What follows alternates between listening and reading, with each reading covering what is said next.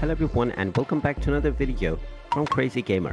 In this video, I'm going to show you how to sign into your existing account on NYT Games. So let's get started right away. First of all, open up your web browser and then in the address bar type in nytimes.com/games and press enter. You will then be taken into the official NY Times Games website. Now in order to log into your existing account, click on the login button at the top right corner and you will be taken to the login portal.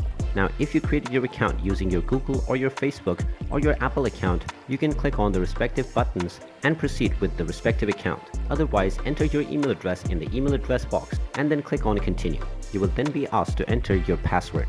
Type in your account password and click on the login button and you will be logged into your account right away.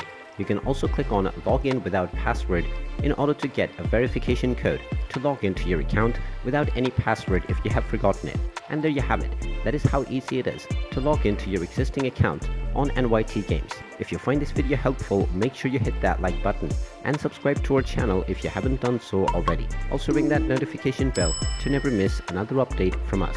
Thank you for watching and I will see you again in the next video.